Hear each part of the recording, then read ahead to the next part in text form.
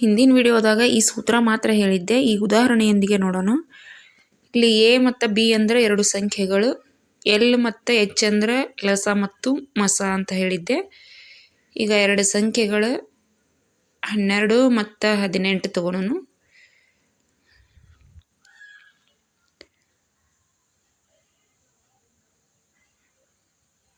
ಲಸ 36, 12 ಮತ್ತು 18 ಲಸ. ಈ ಮಸ ಈ ಸೂತ್ರದ ಪ್ರಕಾರ ಮಸ ಹೆಂಗೆ ಕಂಡು ಹಿಡಿಬೇಕಂತ ನೋಡೋಣ.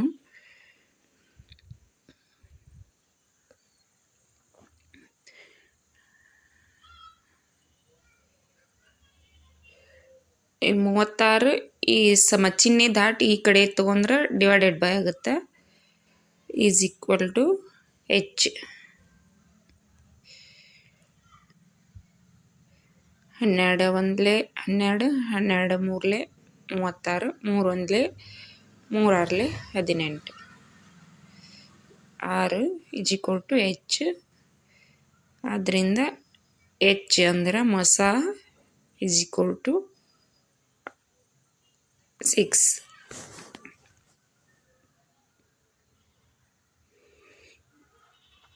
ಈಗವೇ ಎರಡು ಸಂಖ್ಯೆಗಳನ್ನು ತಗೊಳ್ಳೋಣ. 12 ಮತ್ತು 18. ಈಗ ಲಸ ಕಂಡು ಹಿಡಿಯೋಣಂತೆ. 12 ಮತ್ತು 18 ಮಸ 6. 12 into 18 is equal to L. ಈ 6 ಡಿವೈಡೆಡ್ ಬೈ ಈ ಕಡೆ ತೊಗೊಂಡ್ರೆ 6 ಒಂದ್ಲೆ 6 ಎರಡ್ಲೆ 18, ಎರಡ್ಲೆ 36. ಆದ್ದರಿಂದ ಎಲ್ ಲಸ ಇಸ್ ಈಕ್ವಲ್ ಟು 36.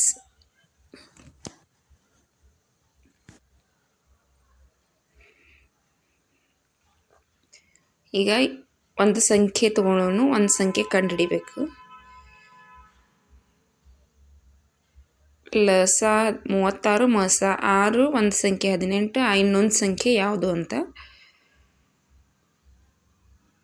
ನೀವು ಯಾವುದೇ ಸಂಖ್ಯೆ ಕೊಟ್ಟರು ಇದೇ ಥರ ಮಾಡಬೇಕು.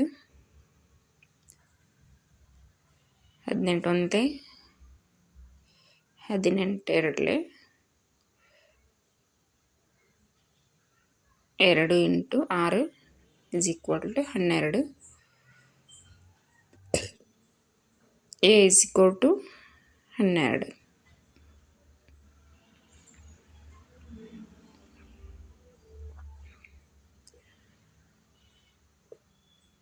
ಈಗ ಎ ಸಂಖ್ಯೆ ತಗೊಳ್ಳೋಣ, ಈ ಬಿ ಕಂಡುಹಿಡಿಯೋಣ.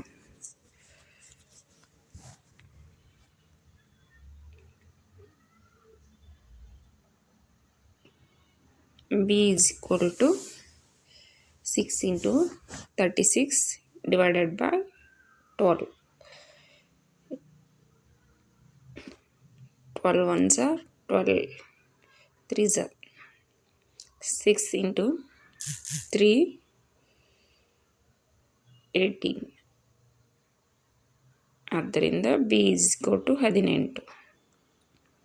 ಇಷ್ಟೇ, ತುಂಬ ಸುಲಭ ಐತಿ.